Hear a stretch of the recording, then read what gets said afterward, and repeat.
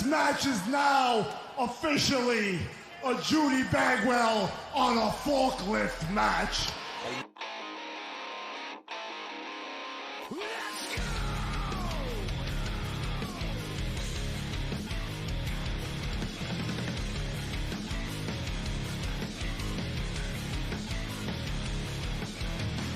Broken, thankless, push you down, open. What up, buddy? You know, I'm not sure if we've ever put ourselves in a more volatile situation than we're about to. I'm fucking nervous, man. I had to smoke a joint before we started just to calm my nerves down. What is that? You do that every show during Yeah, but I had to show do an anyway. extra one on top of that to make sure that I was like nerves calmed because like we interview people all the time. We've never done this. I've watched you smoke an extra joint to calm your nerves before you went to Culver's as well. So like that really doesn't feel like it impacts you a lot. Let's not waste any time. We know why Don Holland's here. He's here. Fuck. just get fucking to it. Yeah, just get into it. We're just gonna introduce the first guy. He is the only deathmatch wrestler in Michigan ranked in the PWI top 500 2 years consistently. Ladies and gentlemen, the lovable psychopath, Thomas Oliver Vendetta. How are you doing, buddy? What up? What up? How's everybody doing today? Great. Doing fantastic. How are you doing? Doing good, man. Doing good. Just I had a pretty good workout. Got a nice tan in today. Mm-hmm. I got a pretty nice and fresh Mountain Dew Baja Blast. It's a cheap plug for them. It's having a Baja blast. So I was gonna say, you say you had a good gym session. You're really following through on that Body Guy 2024 goals. Dude, I've been saying it all 2024. It's gonna happen. It's gonna happen. Just takes time. It's going to be ripped and not feel any pain. That's going to be a very dangerous combination. Extremely dangerous. Now, Tommy, you are, of course, a deathmatch legend around these areas, ranked as a top 25 deathmatch wrestler in the entire United States, according to Cage Match, which is fucking wild. And you're a person I've wanted to have on here for a while. So thank you for taking the time to be here today. Oh, thanks for having me, guys. I really appreciate it. It's no problem. We're going to take you out for a second because we want to introduce you two separately before we bring you both in. I get you. Yeah. All right. Here, I'm going to go ahead and I'm going to light this one up because I'm going to need it. All right, brother. Give us just a moment. Okay. We're bringing on next. He's made his big return. He made his big return to the world of professional wrestling at FU Presents the Uncanny Booked, where he wrestled a very, very violent match with Adam Wick. We have 4th degree master in Tung Soo Do Krav Maga, Alex Weir, with us. Alex, how are you doing today? I'm doing fantastic today. How are you?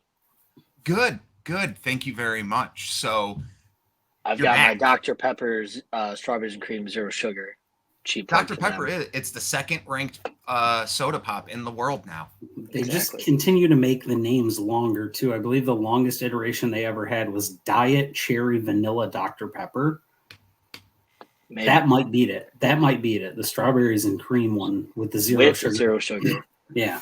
I'm a healthy boy. Try to keep everything nice and good and fit. So you've made your big return to professional wrestling. It was supposed to be a one and done, but it's not. Yeah. It was supposed to be, but here I am. Professional wrestling's that dirty mistress that once you get the taste, you come right back to it. You can't just let it go. See, the thing is, like, I meant to let it go. Like, I was taking my shoes off. I was ready to go, but somebody pissed in Tommy's Wheaties, and he wants to jump into relevancy again. And, you know, he just wanted to jump into the storyline that was the hottest thing in pro wrestling that's happened in a long time. I mean, nobody, like, cared about Michigan pro wrestling for a bit. It just was stale. And some highlights would pop up, and then all of a sudden this thing popped up, and it was the biggest thing, and it sold out Jeremiah's show. And, you know, I wasn't surprised.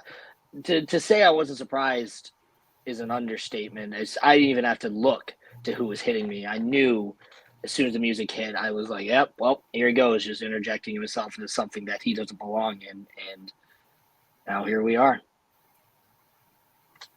Here we go. Hi, Tommy.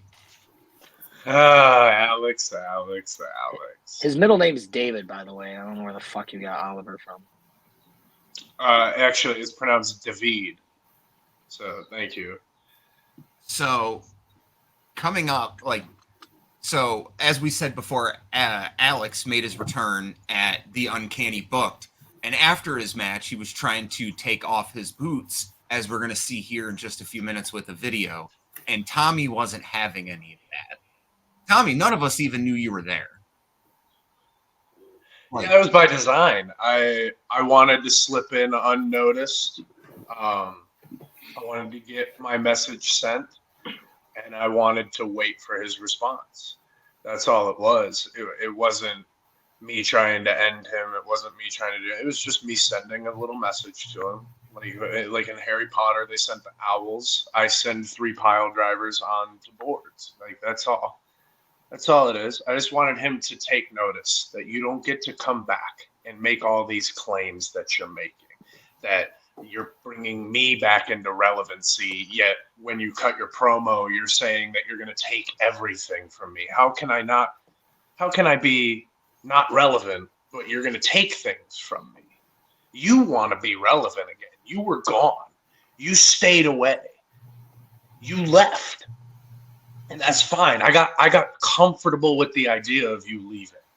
And then you just want to come back and you want to claim that you got the main event spot. It was Adam, dude. When you were gone, Adam's the main event guy now. He's tearing it up. These 2 dudes can attest to it. Adam's going out every single weekend and tearing it up, dude. So you got put into the main event because of him. And then you want to sit there and act like it's all about you again, dude? You learned nothing in your time away. Nothing. You only have ever thought for yourself, Alex. Ever. That's all. And so me jumping you at FU, sure. Was it an attack from behind? I quite distinctly remember you turning, looking me dead in my eyes as I blasted you. That's not, as to quote Darren McCarty, that's not a cheap shot. That's a cold cock. There's a difference. And don't worry, because you got a taste of it. That's the message. Now I'm going to write out the letter. Here comes Saturday. That's all. So before we get to Alex's response, I've got the video queued up here from the Uncanny Book, the shocking results at the end of the night. Give me just a moment. Oh, hey, yeah, that's cool. He just got beat down. Now Clint's going to show him the video of him getting beat down. Way to go, Clint. Hell of a host. Just doing my job. Give me just a moment. It's beautiful, though.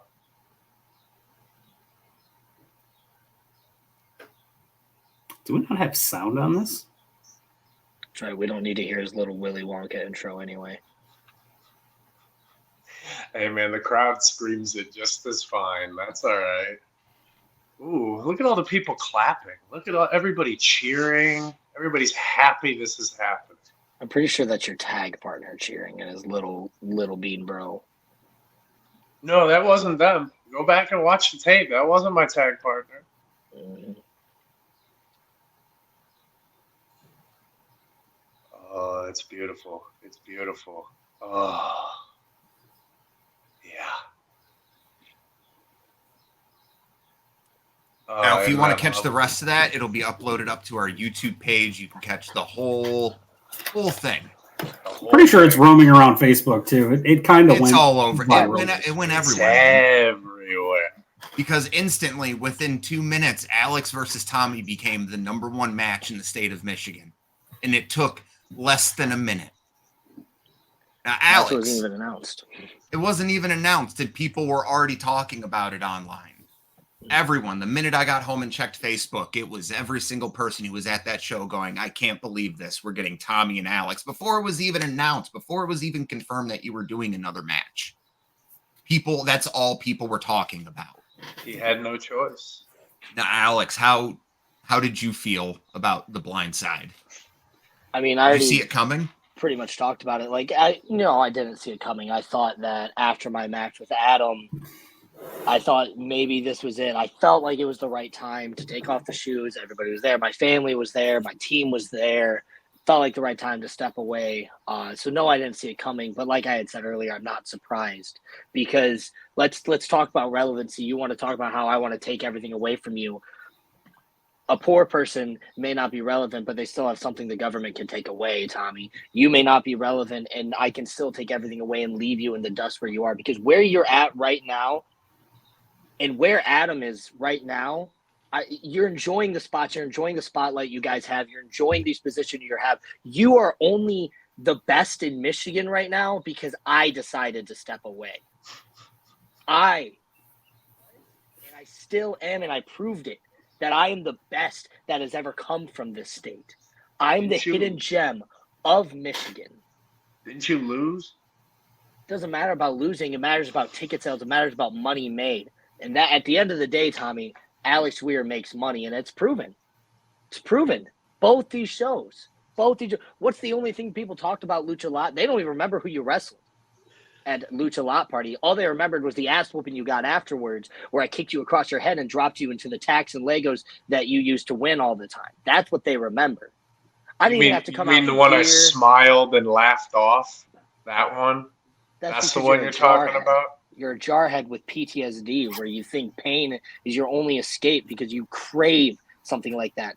You crave the beating that I'm going to give you on Saturday at XICW. I know it. I know you want it. That's why I decided to do this. That's why I decided to do a deathmatch, because I hate the idea of me going into a deathmatch. I've said that to you since you started doing them, in the group chat that I was in, not the one that you kicked me out of, but the one that I was in where we were friends, where we were brothers. When you started doing deathmatches, I said one of two things was going to happen. One, you were either going to fall into the category like all the other people who can't wrestle, so they just go and do deathmatches instead. Or I said you were going to thrive because you could wrestle. And I was right on one of those ends. You have thrived. You're top 25. You're out here all over the world. You're going to the UK. You're going to California. You're going to Would you say I'm relevant? You're making my point for me, Alex. You're making my point for me. This is how deluded you are, dude. See, you're a Marine. I know you jump to the punch a lot before you actually see what's going on. What's always going on with you when you're getting these bookings? Because one thing I notice is that you're never alone. And see, I can't tell if that's a you thing or if that's the Booker thing. Maybe they just want Darren McCarty and they got to have his caddy boy with him. Maybe they just want Malcolm and they want his big, tall partner with him. Or maybe you just can't stand the thought of being alone, and that's why you attacked me. All right, so I'm going to break down everything you just said and how ridiculous and silly you are. So you say I do everything with somebody. You're right. When I first got into the business, Aaron came to me. He came to me and he said, I see the most promise in you, young one. I see more in you than I do in Alex. That's why I'm going to let him go and do his thing. I want you to come under this wing and come with me. And we went everywhere. We went everywhere until, unfortunately, he had to walk away because of Wyatt. And that sucked. It fucking hurt. Because I watched my friend go through something horrible. I know you reached out to him. We may not have been very close at that point, and I know you were. I'm not trying to say that you didn't do any of that. Not at all where this is going. But what I'm saying is, after that point, I had a choice. I could wait, hope that Aaron was going to come back. I could stay local and just do all the local shows, and then when he came back, then we go back out again. But I didn't wait. I got the opportunity to drive myself 6 hours to Indiana to wrestle Dale Patricks at ICW. Took a chair shot to the dome piece, was bleeding like a stuffed pig, got my money and drove back home. Didn't get booked for another month on an ICW show. And then he hits me up, says, hey, I got this opportunity. So I drove myself. He said, hey, I got this. For a year, I busted my ass for a year. And while I was doing that, Darren and I became incredibly close because much like Aaron, Darren saw something in me. He sees the potential. He sees where I'm going. the rocket strap, as he's called it plenty of times. So he came with me. He said, hey, brother, let's do this together, you and me. I said, sure, let's do it. I love that. So me and him started hitting the road together. Made life so much easier. The drives were smoother. I was getting there early. Everything was going great. Then Malcolm wanted to roll with us. So Malcolm started coming to a couple of shows. And then Malcolm was getting on to those same shows. And then at one point, promoter came up to us and said, hey, you guys are a tag team, right? And I said, yeah, fuck yeah, dude. And so he threw us into a bunch of tag teams. So where along the lines did I go and seek it out? Where did I go and chase it all? Because everything has been people coming to me. And I think that's the problem with you, Alex. That's where you're mad. You're mad because you were here first. You were the wannabe turned weaponized. And then when I came along, you just withered away. And you can never deal with that. You can never deal with the fact that no matter what you were getting, I was just getting a little bit more. No matter how much you were eating, I was getting just a little bit more. And I get it, brother. I've been there. I was getting the shit kicked out of me by SGC at GCW, and you're getting to wrestle Jordan and Oliver having bangers. Like, I've been in those shoes. But I was happy for you, dog. I was happy for you for getting those opportunities. I was putting it all over the place. I was like, my boy's killing it. But the moment that it came to me, that's when all of this bitterness started to build up. That's when you started to say, oh, Tommy just attaches himself to things to get over.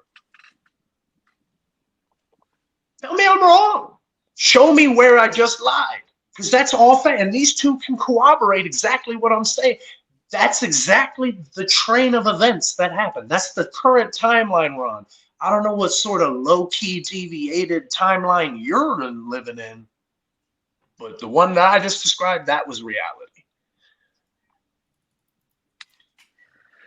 You want to talk about reality? Maybe you smoked too much to actually get a timeline down. But did you miss the part where when you started doing death matches, I was supportive? And yes, you're right. You did get a lot of opportunities that I didn't get, and you've earned those opportunities. You drove to ICW, and you did all this, and I was proud of you. And even when I was out of wrestling for the 2 years I was out of wrestling, I was always still proud of you for everything you did. And maybe that's my fault, and maybe where the resentment comes in for you, because at the end of the day, Tommy, I'm not the one who made the post about you. I'm not the one who name dropped you. I'm not the one who attacked first. I just fired back.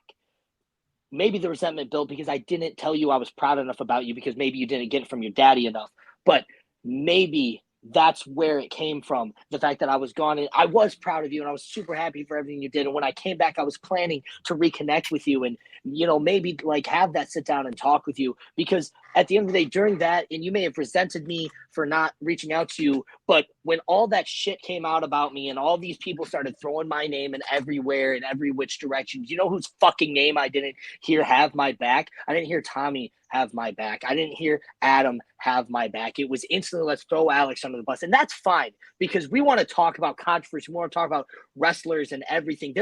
Every wrestler in Michigan has controversy and does shitty things, but I'm the only one whose name gets brought up, and I'm the one who has to make amends. And it's easy because I was the one who stepped away. Because I stepped away, so let's all bring Alex into the light. But, that's fine. I'm used to being the bad guy. I'm used to getting painted this certain way, because I go out there and people who care about me, who actually know me, know who I am and know my character and know who I am today.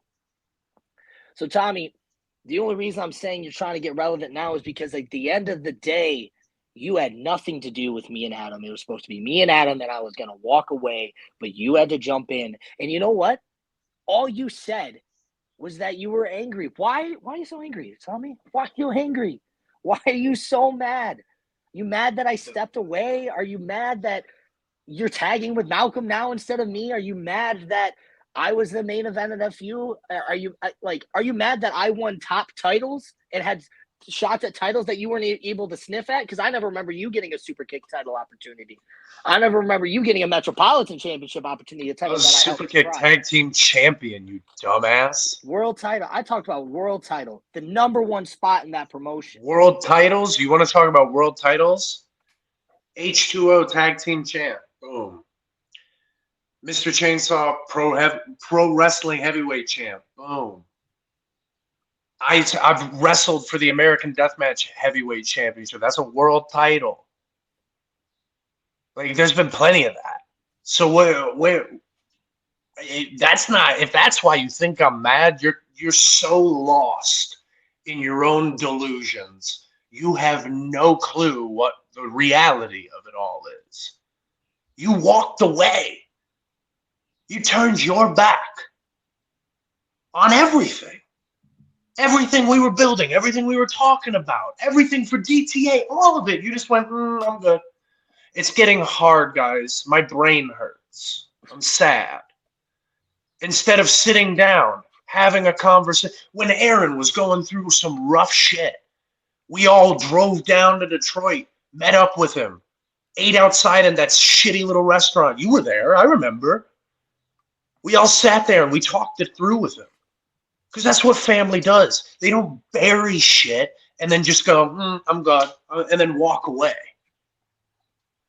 And then you want to talk about, like, oh, everybody turned their back. You know why none of us came to your defense when it came to a lot of that shit, Alex? Because you were blatantly in the wrong, dude.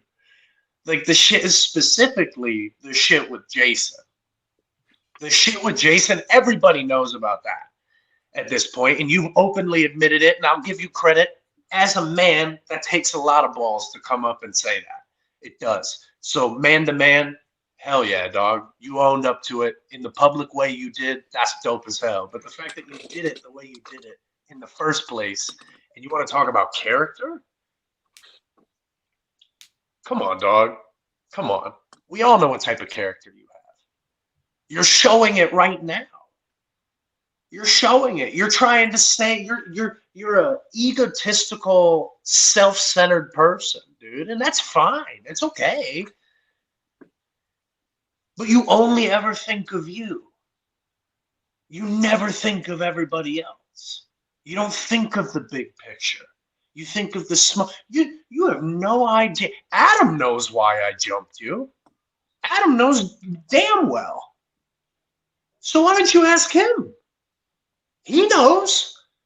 I'll tell you, but I'm going to whisper it into your ear every single time I punch you in the face on Saturday. Every time, Alex. Every time I'm going to tell you a little bit more and a little bit more and a little bit more until everything's been said, and then I'm going to put you out of your misery. I'll send you home. I'll send you on your retirement.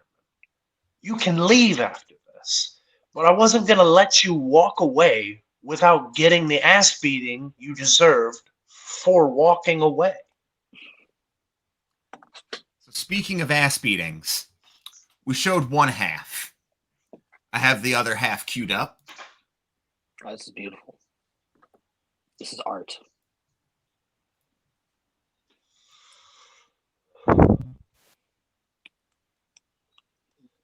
Didn't even look at you. It's a complete blindside compared to me when you looked at me. Cold clock, you know. Oh, yeah. Look at his little hoodie. It's like 90 degrees out. Can't even get the door out of the way right. Clipped me. Didn't even get me all the way. That stiff leg says otherwise.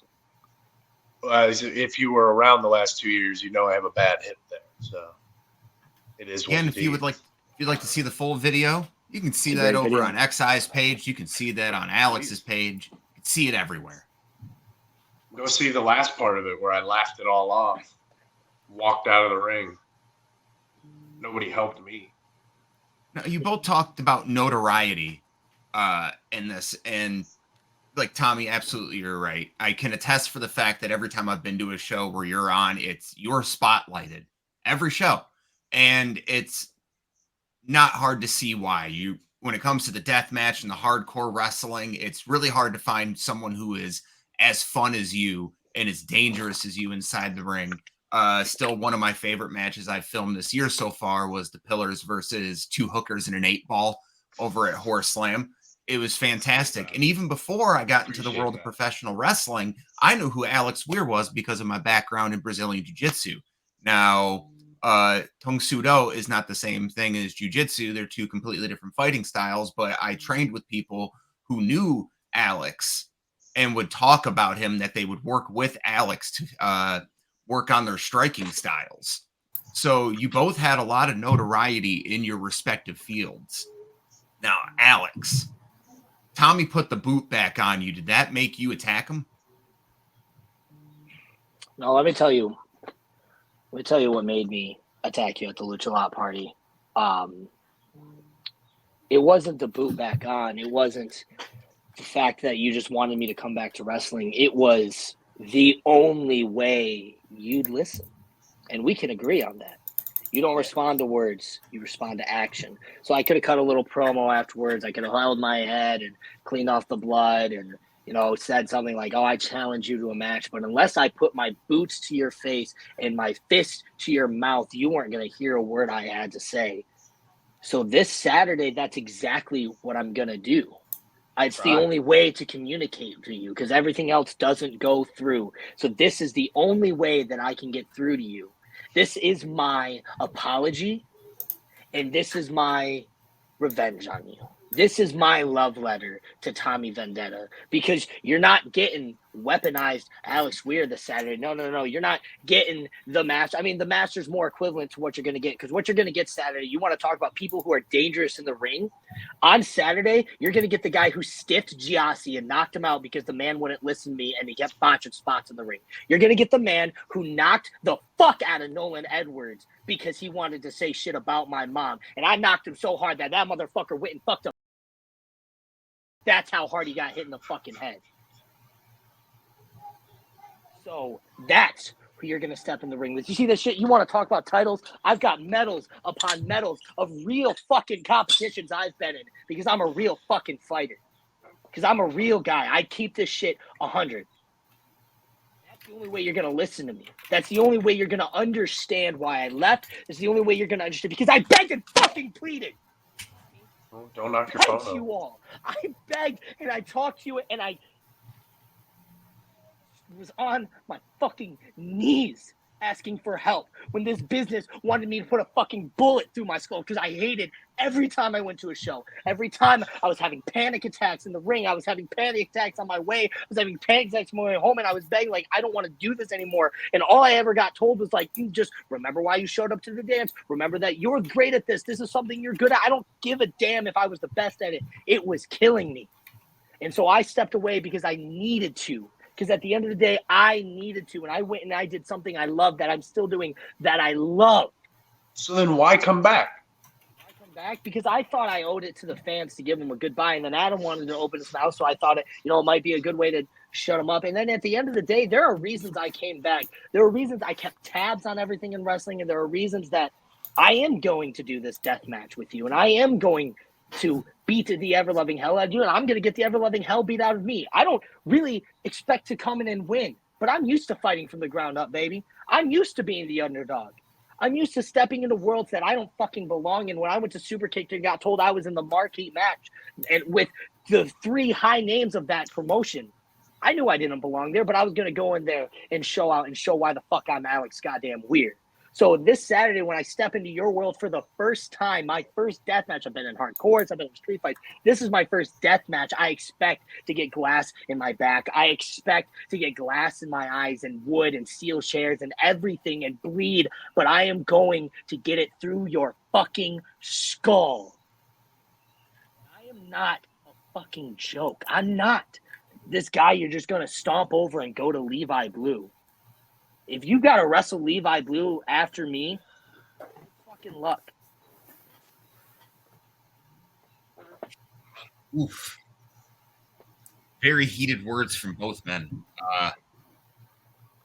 This Saturday, you can catch the Extreme Intense Championship Deathmatch rules between Alex Weir and Tommy Vendetta. at XICW, the Sweet Daddy and the Sheik Memorial Show.